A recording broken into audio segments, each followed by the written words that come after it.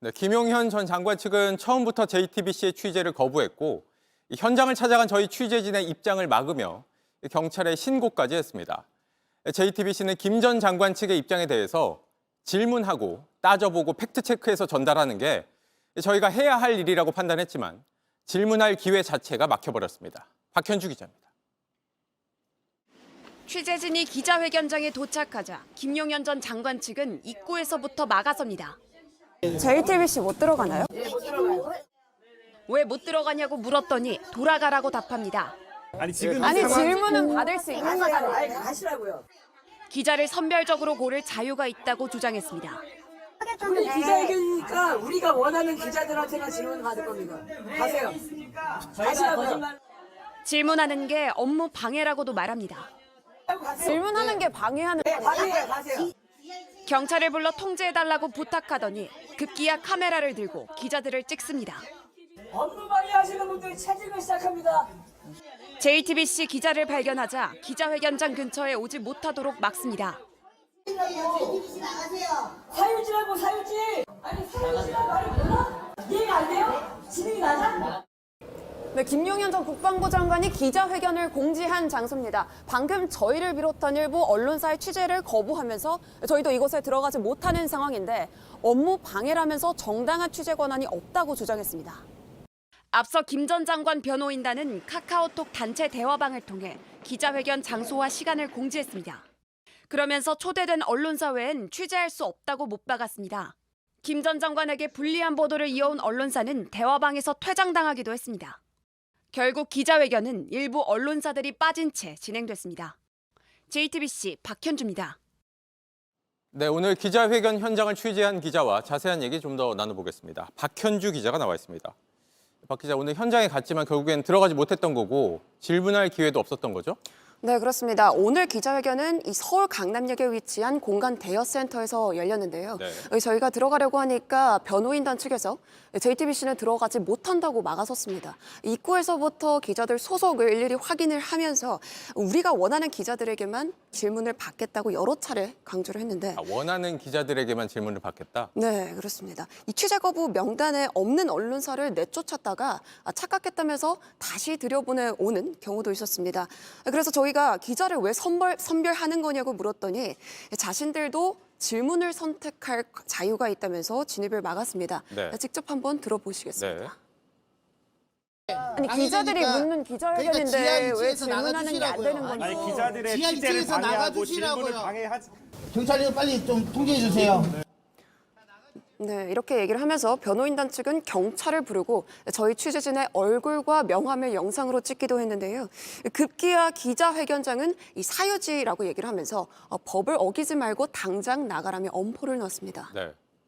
원하는 기자들의 질문을 받겠다. 또 질문을 선택할 자유가 있다. 이 얘기는 불리한 질문, 뭐 이렇게 좀 곤란한 질문 이런 것들은 받지 않겠다는 얘기잖아요. 네, 그렇습니다. 김 전 장관은 내란 우두머리 혐의를 받는 윤 대통령으로 가는 마지막 길목입니다. 이 내란죄 핵심 피의자인 김 전 장관 측 입장을 있는 그대로 전달하고 또 이를 분석하고 비판하는 것이 이 모든 언론들이 국민의 알 권리를 위해서 수행해야 할 일입니다. 그래서 저희도 현장을 간 건데 취재를 원청 거부한 겁니다. 네. 김 전 장관 측이 국민의 알 권리를 외면하고 일부 세력을 향해서 일방적인 여론전을 펼치겠다는 뜻을 노골적으로 드러냈다는 비판이 나옵니다. 네. 이 변호인단 관련한 얘기들도 나오고 있어요. 이 변호인단의 법무법인이 적법한 자격을 갖추지 못했다. 이 얘기 무슨 얘기입니까? 네, 그렇습니다. 오늘 법조계에서는 이렇게 김 전 장관의 변호인단의 이 법무법인이 성립 요건을 갖추지 못했다는 지적이 나왔습니다. 네.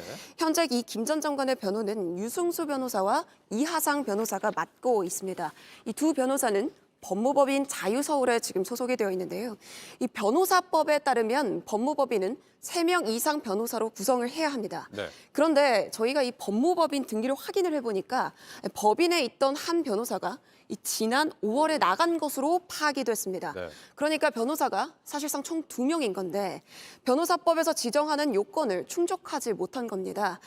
실제로 법무부는 해당 법인에 이 구성원 요건을 맞추라고 시정 요구를 한 상태입니다. 네. 뭐 그런가 하면 이 오늘 기자회견에서 나선 이 변호사들 그동안 부정선거 의혹을 계속 주장해 왔고 이 정광훈 목사와도 함께 일했다는 의혹이 있죠.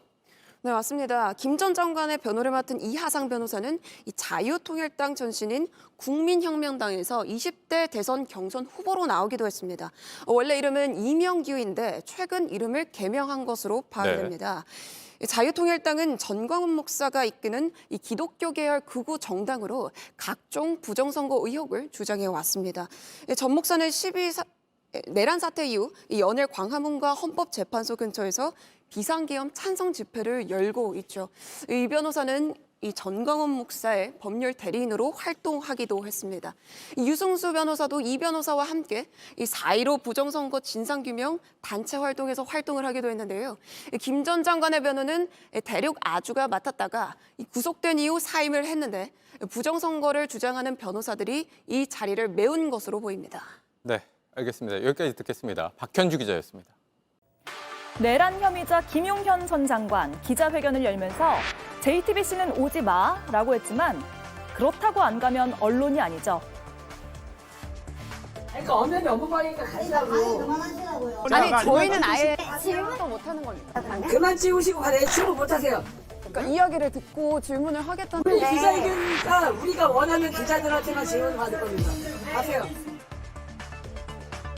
일찌감치 경찰까지 불러놓았던 김용현 전 장관 측. 결국 마음에 안 드는 언론사는 이렇게 쫓아냈습니다. 사회자는 말을 몰라? 이해가 안 돼요? 진행이 나냐? 김 전 장관 측에서 뭐라 할지 사실은 예측이 가능하긴 했습니다. 김용현 변호인은 이 시각 기자회견을 자청했습니다. 아마도 그 내용은 부정선거를 증명하고 반국가 세력을 척결하기 위한 필요한 당연한 정치 행위라고 강변할 것입니다. 네, 이런 예상을 전혀 벗어나지 않았습니다. 계엄은 통치 행위다. 야당의 폐악질에 경종을 울리기 위함이었다. 이렇게 내란을 정당화하는 발언들이 쏟아졌습니다. 적반하장 발언 속에 한덕수 권한대행을 향한 팀킬 발언도 이어졌습니다. 예, 업무방해 얘기까지 들었는데 뭐 크게 속상하지는 않습니다. 취재를 막아서는 그 과정도 좀 거칠긴 했습니다만 저희가 취재를 하고자 했던 것은 내란 혐의자에게 마이크를 열어주려고 한 게 아니라 도대체 무슨 소리를 하려고 하는 것인가, 그리고 그 주장 속에서 잘못된 것이 얼마나 많은 것인가를 따져 묻기 위해서였는데 일단 저희가 직접 찍지는 못했고요. 저희와 제휴돼 있는 외신을 통해서 기자회견 내용을 받아서 분석을 했습니다. 일단 현장 영상 다시 한번 보겠습니다. 가세요. 자유를 침해하고 언론 자유가 아니라 초상권 침해라고. 가세요. JTBC 못 들어가나요? 예, 못 들어가요. 왜 못 들어가는 건가요? 장관님 의견을 반영을 하겠습니까? 그게 아니라 저희 질문은 받게 해주세요. 아이, 가세요. 아니, 저희는 아예 질문도 못하는 겁니까, 그러면? 그만 찍으시고 가래. 질문 못하세요. 그러니까 이야기를 듣고 질문을 우리 하겠다는데 기자회견이니까 우리가 원하는 기자들한테만 질문 받을 겁니다. 가세요. 그러니까 저희가 가짜 뉴스를 아니요, 가세요. 가세요. 언론의 기준이 있으니까 그거를 자신들한테 말하면 됩니다. 기준이 있으시죠? 네. 네, 가세요. 자, 방해하지 마세요. 업무 방해하지 말고 가세요. 예, 김희정 의원님. 네. 왜 기자회견을 하려고 했을까요? 오늘 보니까 뭐 새로운 내용도 없던데요. 그러니까 이런 쓸데없는 짓을 왜 하는지 모르겠어요. 국민들 염장을 더 지르려고 하는 것인지. 저 변호인들 보니까 그 대통령의 생각과 대동소이한데 변호인 구인단이라면서요. 같이 공동 그 변호인 하면 될 것 같아요. 입장이 똑같잖아요.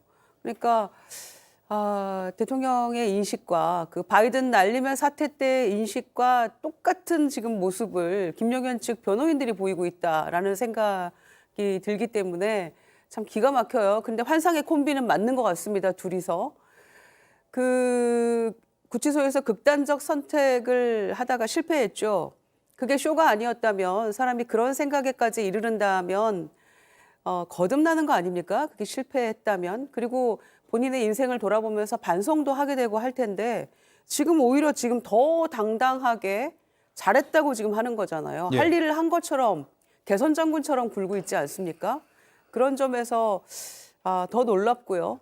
이거는 석동현 변호사, 그다음에 김용현 측 변호인들의 어떤 입장, 그다음에 12.12 담화문의 어떤 입장, 다 대동소이한 내용들 마치 짜고 한 듯이 나와서 국민들을 더 분통 터지게 하게 하는가 싶고요. 그리고 이렇게 함으로써 강경한 입장의 어떤 보수층은 결집할 수 있을지 모르겠지만 이런 모습들이 과연 본인들의 재판 혹은 헌재 심판을 앞두고 무슨 도움이 될까요?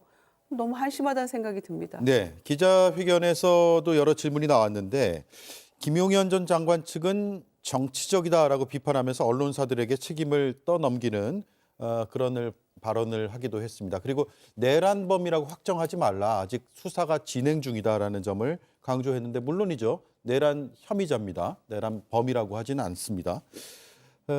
문제는 수사기관에서는 지금 진술을 거부하고 있다는 것이고 언론사 취사 선택을 해서 기자회견을 하겠다라는 것이어서 이걸 어떻게 봐야 되느냐. 일단 언론 관련 단체들은 자유로운 취재를 가로막고 언론 취사 선택해서 열겠다는 그 회견의 의도는